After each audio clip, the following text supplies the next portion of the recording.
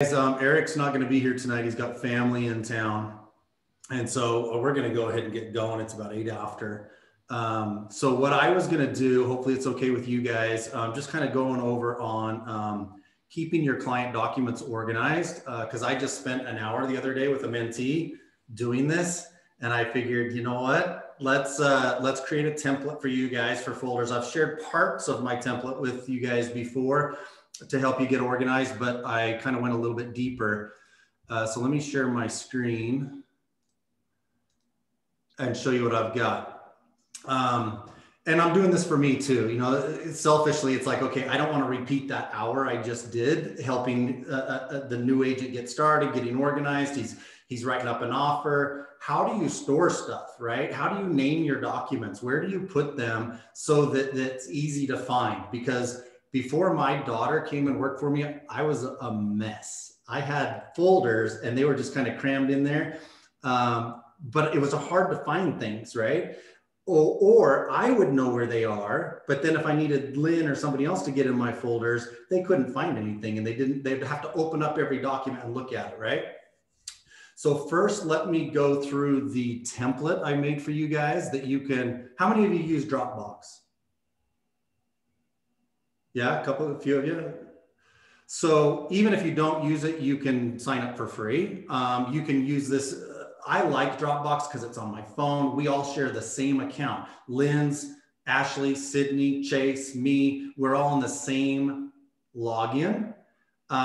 Because of the volume, I have to pay for the pro version, but that's okay. The free one's probably good for a little while, but I love being able to pull up documents on my phone. Even when I'm at the title company and somebody has a question, I can literally just pull it up on my phone and I can send it to their printer from there or email it to them from there. So I'm going to copy this folder right here, copy Dropbox link and put this in the chat. So you guys can open this and then it'll just open up in a browser and then you can come back. But there's the link to my Dropbox folder. So let me show you mine just really quick, and then I'm going to come back to this realtor folder template. This is what I made for you guys, and you can rename things. But I have very few categories up here. And under realtor, you can see there's all kinds of things that we do, but I number the ones I want to be up top. So client documents are the first foremost thing. So you can see I've got my buyers, and then I've got sellers. So I'm going to go back and show you the template, and then I'm going to come in and show you some actual folders and how I name my files. How do you know what's signed? How do you know what's seller signed? How do you know what's fully executed? And I kind of have a system for that. So this that I'm clicking into is what I just sent you on the link that you guys can save. Let me see if I can move this thing. Okay. So very basic, okay? Very basic. Having a realtor folder for your realtor business, the main thing you need is your client documents. This is what I've set up for you guys inside to mirror what I have. Hopefully it's helpful, especially for you guys that are new. Carly, Mary, as you're starting to work with clients, getting organized from the get-go is super, super helpful.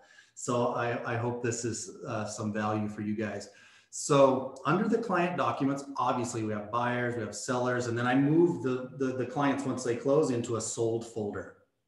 I like to keep my leads in a separate folder as well, because we're sometimes doing a little bit of looking into properties for them or pulling something up and I might want to save it. Maybe it's a seller lead. So inside leads, of course, you're gonna have buyers and sellers. So I might like pull a tax data sheet, or I might pull a previous listing on them if they're thinking about selling. I might do a CMA for them. And so I'm saving some of that data in there.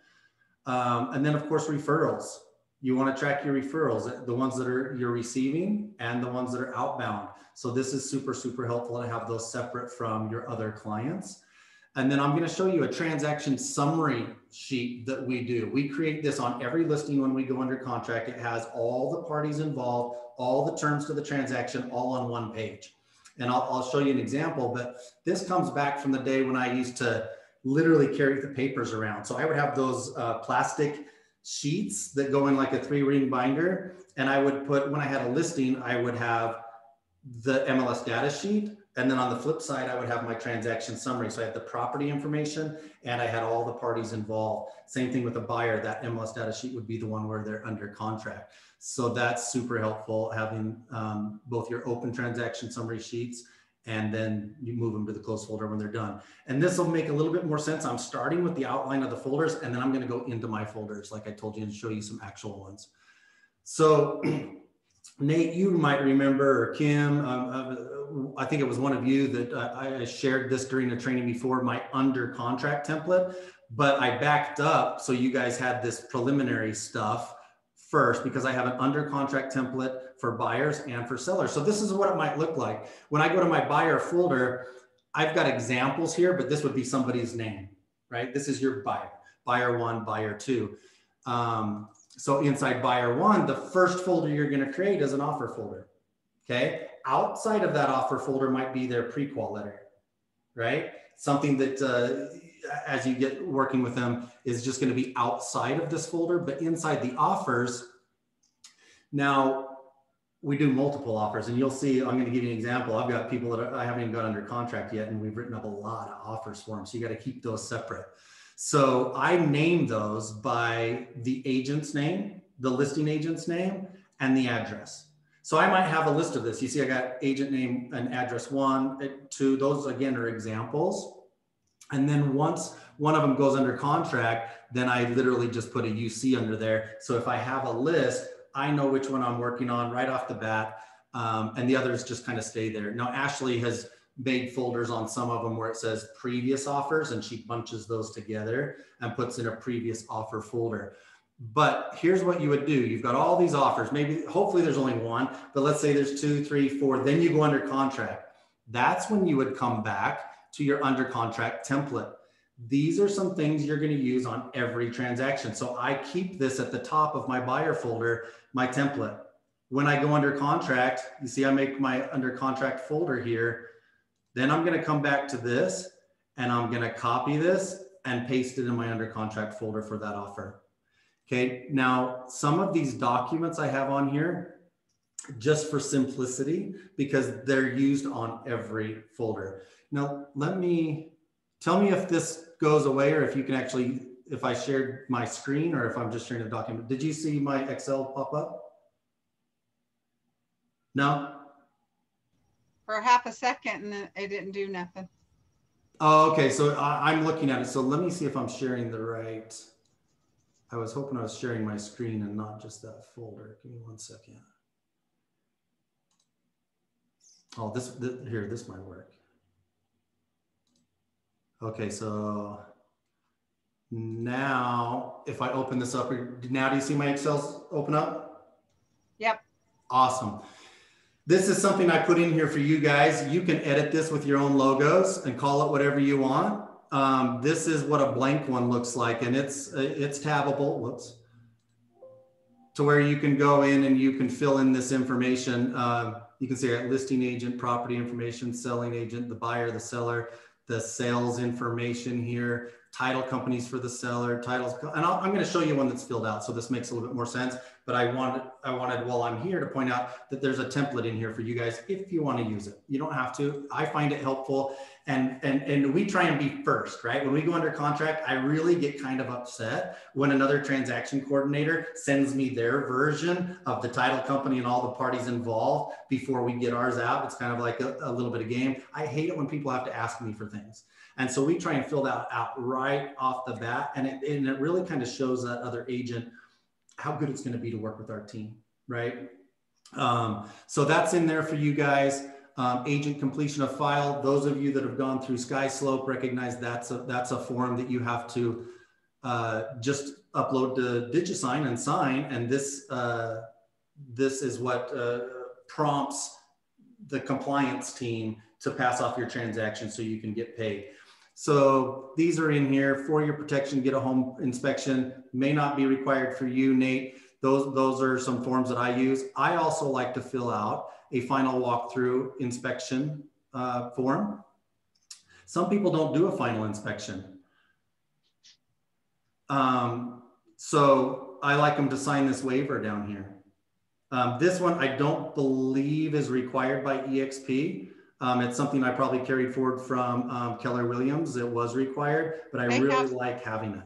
They have something, because I had to do one for this last closing that I'm doing. And that's not an EXP required thing. That's just something you're doing. Well, I had a, they're not doing, well, maybe it's different. Mine is an inspection. They're not doing an inspection. Yeah, that's the 4-year protect. It's called 4-year protection, get a home inspection, and they're checking yes or no, whether they want to get one. Yeah. That's required as well. This is the final walkthrough right before closing. Because if they get the keys and they go there and there's a big hole in the wall or something like that, right? And they just didn't take the time to go do the walkthrough, because we're going to offer it every time. You have the right contractually within 7 days of closing to go do a walkthrough. I suggest you do it. EXP doesn't not like you to do it for your clients, but I'll tell you many times I've done it with my clients by way of FaceTime or something. I'll walk room by room and they can ask me where to look and just kind of show them the condition. It's pretty close to what they're going to be taking over. So I'll go out there by myself and I'll do that for them if they can't make it themselves. But if they're not going to do it and you're not going to go out there, have them sign the waiver just so something doesn't come up later. Wire fraud notice. Anyway, I'm not going to spend a lot of time on this, but these are some forms that are fillable that I just have in there. Transaction document receipt. It's easy to get to. I don't necessarily need to go to the MLS. I can just upload them into SkySlope right from here. But it's these folders that are important right here. Not all properties have an HOA, but when you get CC&Rs, rules and regulations, meeting minutes, budgets, all of that kind of stuff, I like to have everything separate. When we do inspections, it's not just the home inspection. You might get a roof inspection. You might have somebody go camera the sewer line. You might have any number of things where contractors go out there to help you with your due diligence. All that gets dumped into the inspections folder, so it's really easy to find. The title company, you're going to have two, right? You're going to have the seller's side. That's your owner's policy. And then you're going to have one for the lender side. I have ITS on here because that's integrated title services. And that's who I use on 99% of my, for my buyers. So that's already labeled. And then I put the sellers in here so that I can review those. The final folder is just what it sounds like. That's where all your final fully executed documents end up, so that they're easy to get to in one folder. Then they're also easy to merge and send to your clients in a, you see there's nothing in there right now, but to send to your clients. And I'm going to show you what's on the outside. So this is the template for once you go under contract. But when you're writing offers, you're going to have different properties in here, and they're just going to have all these forms until it's executed, until it's under contract. Then it'll go into the other template, but you'll have multiple documents in these other folders. So let's look at the sellers really quick. The sellers is pretty easy, right? You're going to have a list of sellers. You may move these to a sold folder. Let's say you got 2 listings going right now. So there's seller 1 and seller 2. Inside that's going to be pretty simple. You're going to copy this type of template in there. All you've got is the offers that are coming in and then your listing documents. I'm going to show you how I label the documents like I mentioned, but for now, let me show you how I do my offers. I like to put the terms of my offer right in the name of the folder. So it's inside, so I can kind of scan this. So you can kind of guess what some of these things might stand for, obviously, right? I've got the agent's name that submitted the offer, the property address, the purchase price, how much earnest money they put down, and then if there's any other terms. Like, we're not seeing home warranties and, you know, sellers asking for closing costs very often, but that's what would be HW for home warranty and closing costs, if that was an ask, because that reduces the net for my client.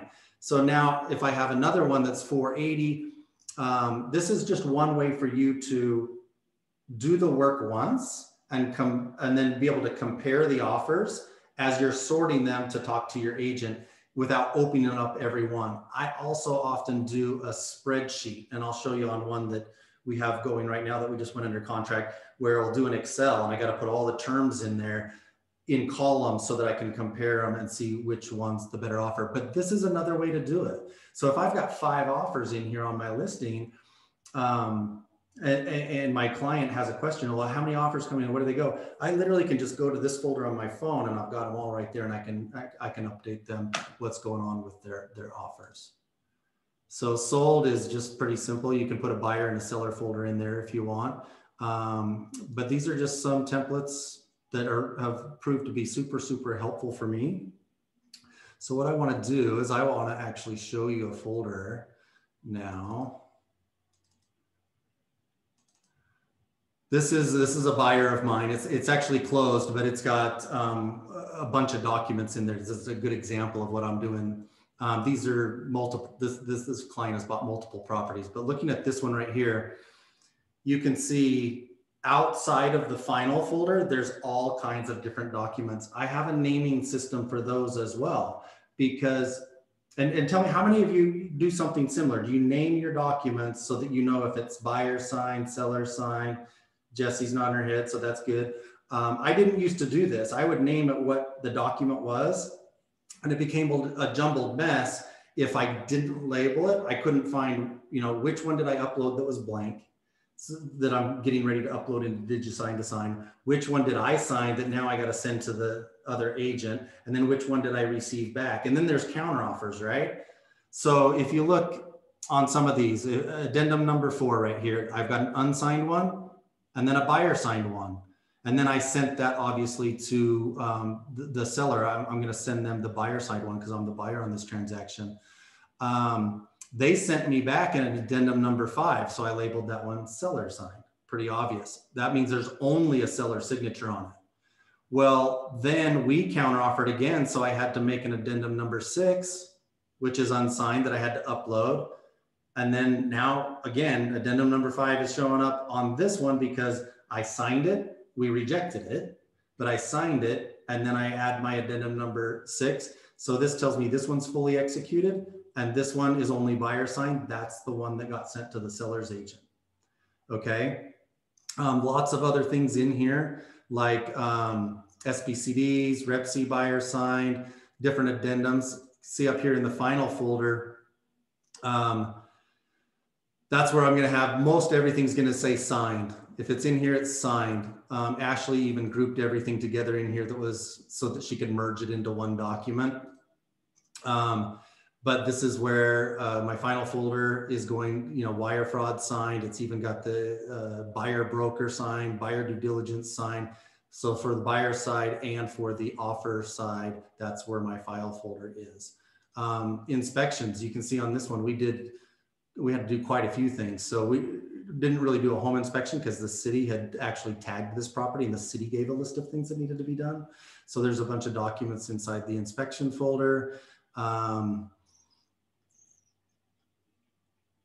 Let's see, let's show you the transaction summary sheets next.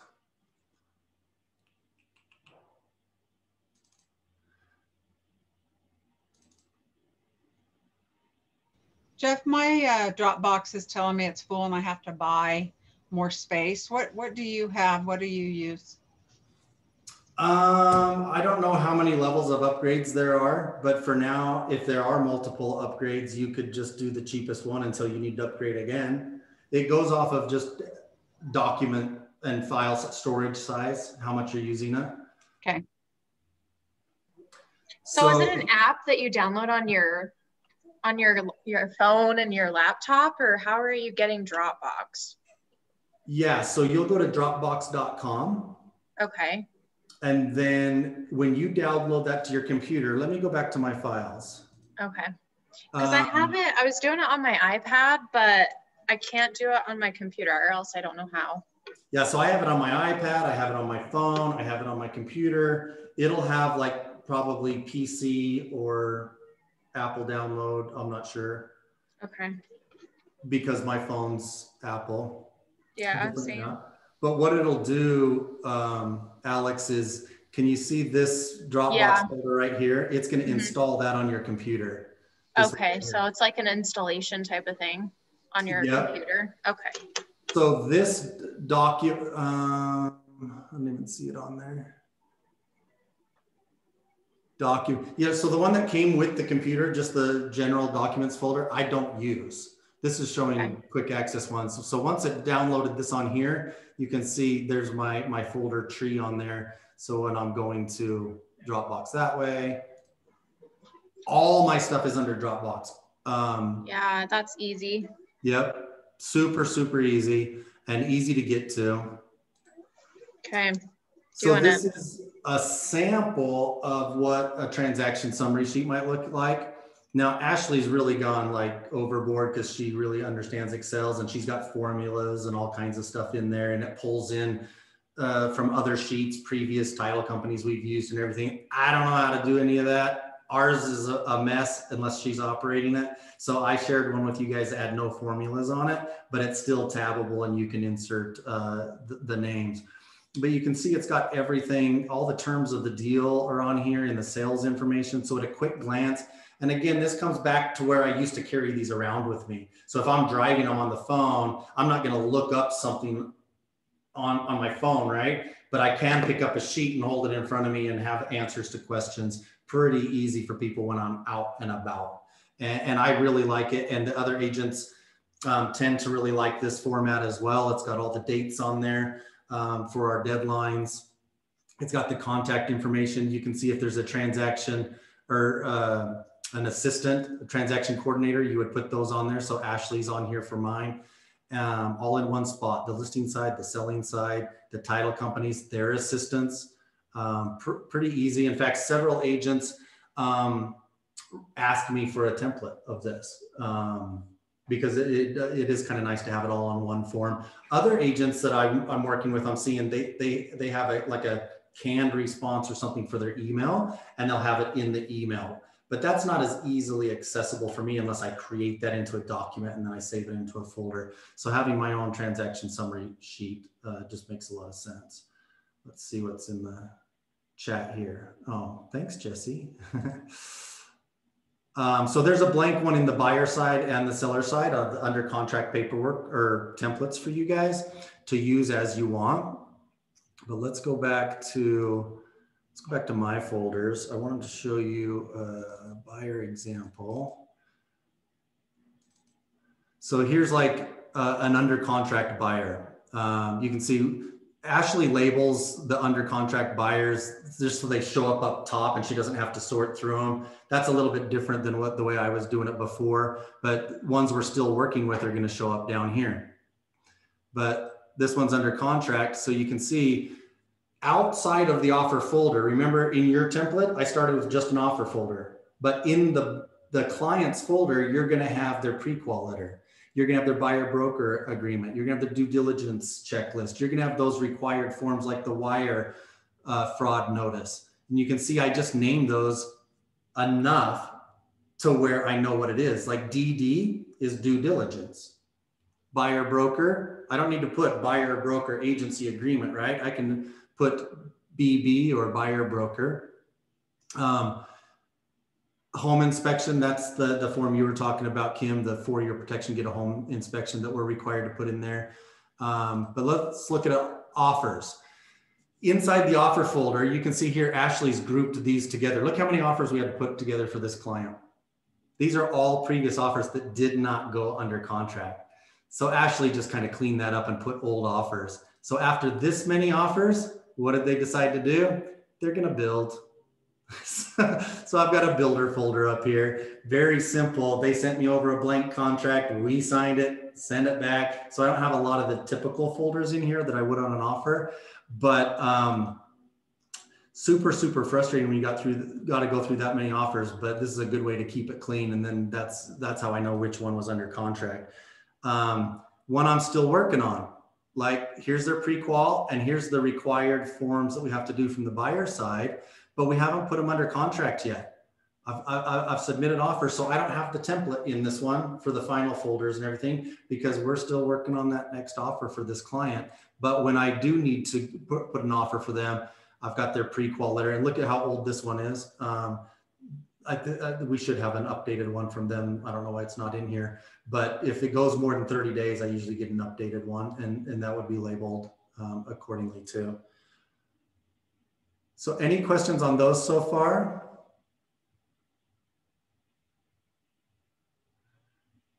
Okay, here's hey, one. Jeff. What's that, Nate? Is Dropbox similar to Google Drive?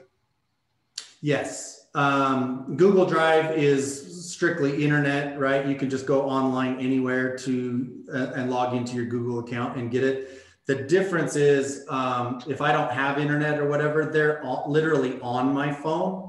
So it takes up storage on your computer and on your phone, but I don't need to go online, even though I can go to dropbox.com to retrieve them, which would be like logging into Google Drive. And that'll work just as fine as well. You can do the same folder tree. You can save the documents. It's accessible. But if I want to pull something up, it's literally stored on my phone is the one difference that I see. I don't think you have a offline version of Google Drive.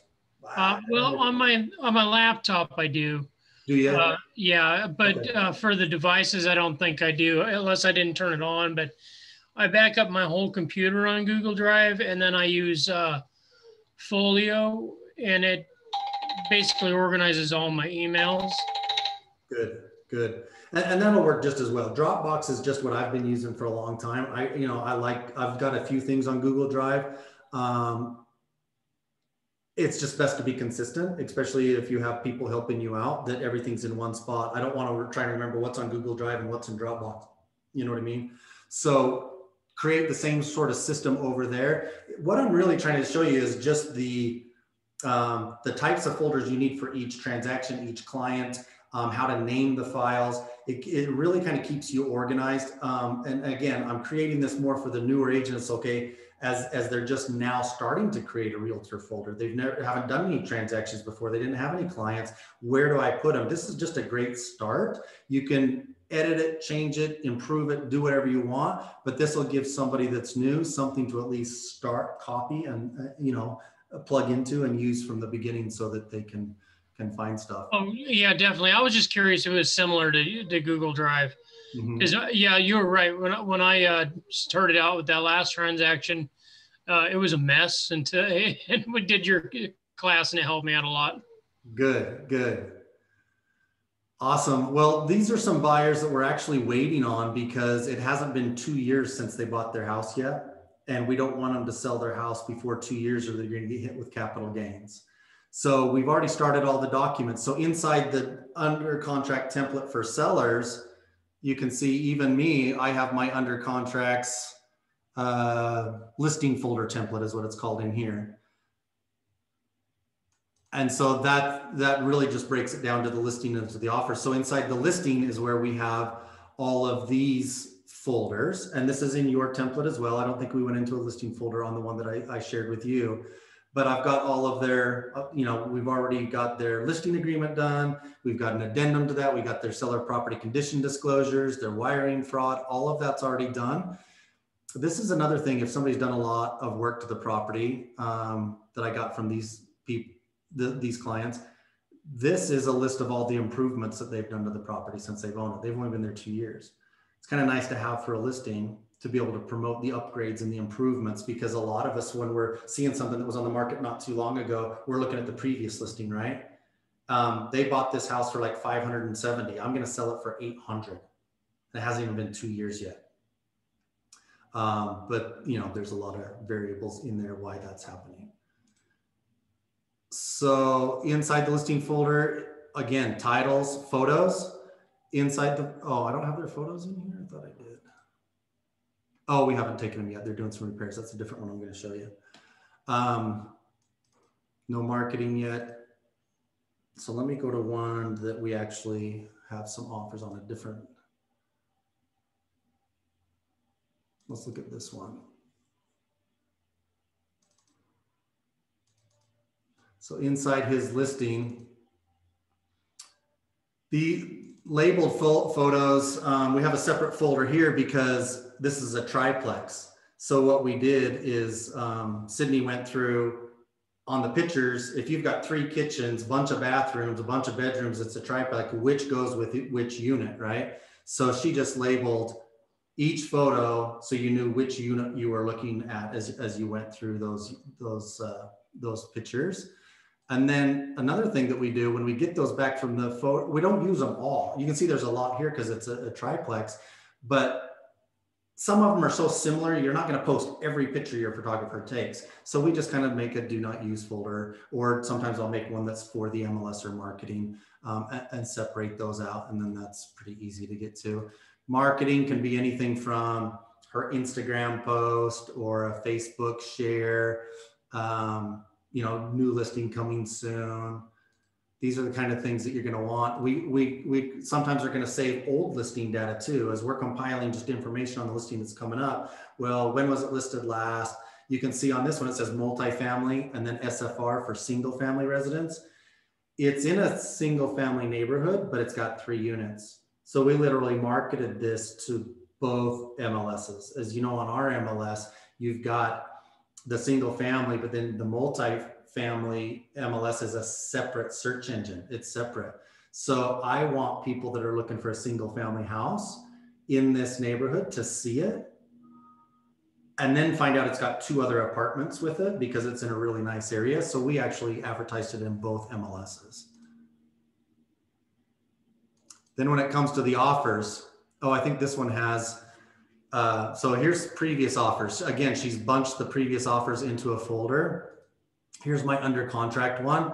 And you can see that's labeled 1.2 million, no home warranty, cash under contract, right? Perfect. I think this one is the one that had a, oh, here it is, offer summary.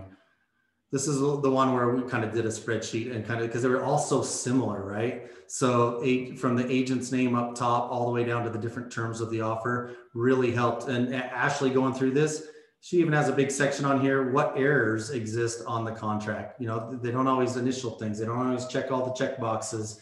And so I know what needs to be addressed as a housekeeping item if we're moving forward with them.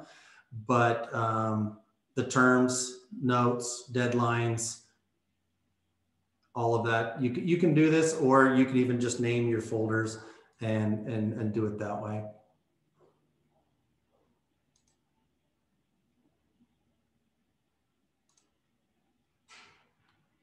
So let me go back to yours now. So the transaction summaries, the reason I have a separate one here and I don't put the transaction summaries inside the specific buyer and offer folder is just too time consuming to drill down if I'm trying to find that information quick. So all my transaction summaries are going to be just in one folder for everything that's open and everything that's closed. And guys, that's about it. I had a couple of notes here, but I think I showed you the ones that I wanted to show you. The file naming system, use abbreviations for your documents, you know, DD for due diligence, WIRE for the wire fraud advisory notice. All it has to do is say WIRE, you know what that means. And then the other main things are unsigned, buyer signed, seller signed, and then I don't put buyer and seller signed. I just, if it says signed without indicating a buyer or a seller, that means it's fully executed. It's signed, it's done. And it's proven to be just really super simple. And I don't have to open up documents and look at them to see if it's complete or not. Sometimes it'll even say, you know, Rep C addendum number 1, buyer signed, and then it'll say missing initial page 3. You know, if it's not completely done, and just be as descriptive as you possibly can. Is there any of those that you guys want to see again, or is that a pretty quick, easy overview for you guys? Now you can use that template and kind of do what you want with it. I think I'm good. I downloaded it onto the Dropbox while we were talking, and it looks like everything's in there. So nice.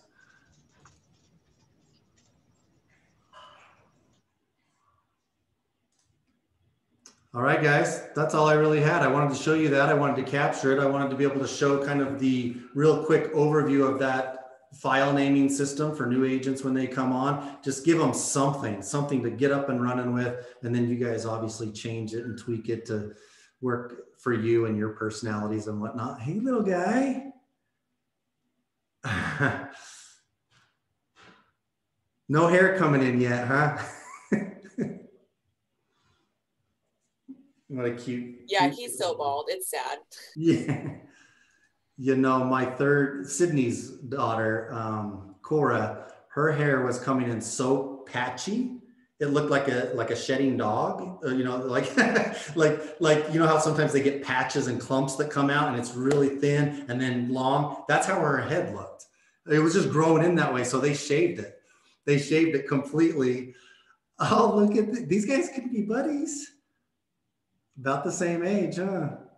So yeah, they shaved it and then it started growing in even, luckily. So that was kind of cool. And my granddaughter was born with long hair on one side. The rest of it was really short, but one side was long.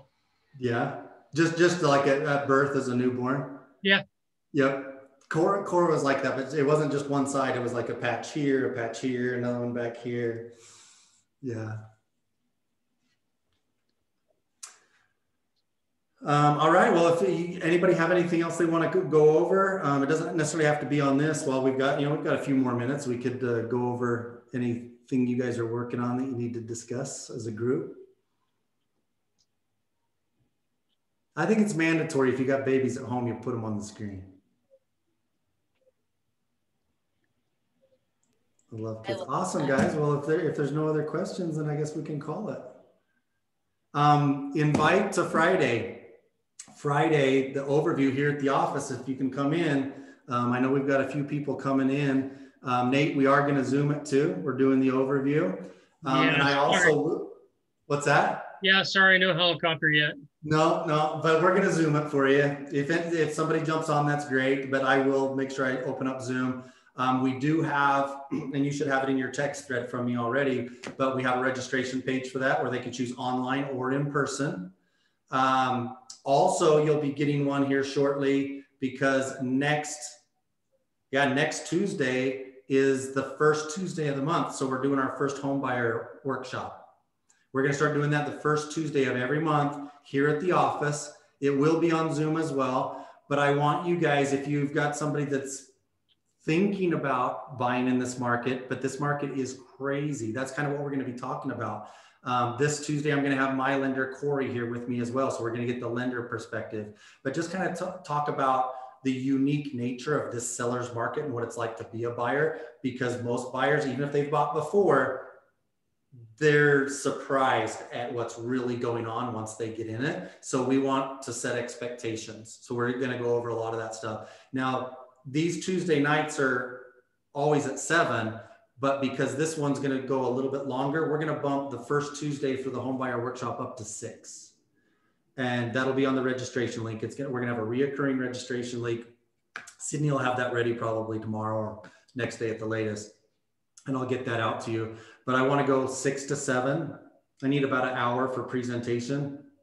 And then I want to allow at least a half an hour for Q&A, especially for people that are here in person. And I'll tell you, coming here in person, the people, when we logged off on Zoom, Virginia was here today, but she had to go to an appointment. It was nice having you in the office, but I was here with agents till 3 p.m. for our training that started at noon, just because of the conversation and the network that goes on when we're in person. So if you guys can come in at all possible, it's a different energy than this, right? On Zoom, having you guys in person is really awesome. So those are the things that are coming up. Sweet. I just submitted an offer today. So everybody please pray to whoever you believe in that this gets accepted. Yeah. Good luck. It's tough. Sydney came in today. She had submitted 2 and didn't get either one of them. She was kind of bummed. I lost one today because somebody waived their due diligence period, put $10,000 of earnest money down, and went 20,000 above appraisal. Wow, that's hard to beat. Yeah. So even though our purchase price was higher, we still lost. Yeah.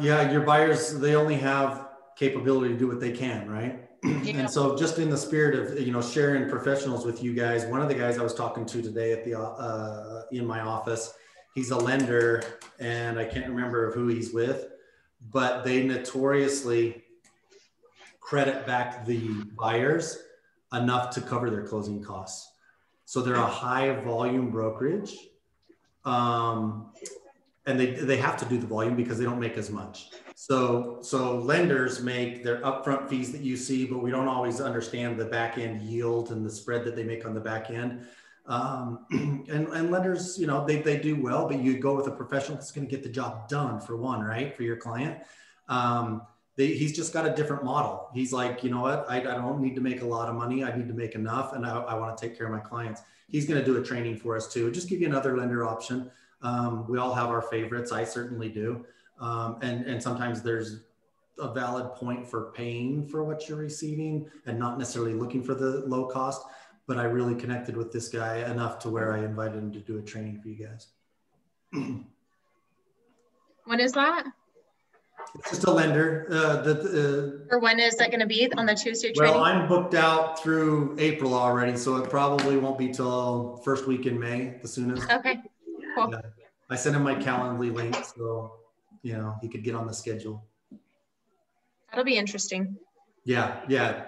Never a bad idea to get more perspectives for sure. Alex actually have a client right now that can't cover closing costs, and they're trying to get him to take out a second mortgage for it. And I'm like, don't talk to that lender. Oh, geez. So. Yeah. Find a good lender that you trust that's going to take good care of your clients. Like I love Corey. A lot of you guys have met Corey. He's not the cheapest out there, and I don't pretend that he is. And I always encourage my clients to go get other opinions. But 100% of my clients absolutely love him. It's a good experience. He communicates well, because the alternative is you get to the closing table and it's been such a shitty experience. You wish you would have paid double to not go through what you just went through, right? And you only know that once it goes bad. And so anyway, it is what it is. And I'm not saying that this guy that is a little bit cheaper is going to be bad. I really feel good about his integrity and where he's coming from. So we'll see. I haven't used him before, but we connected enough that I think it's worth pursuing. All right, guys. All these babies. Have a good night. Reach out if you need anything. Love you. We'll talk soon. See you guys. Thank you.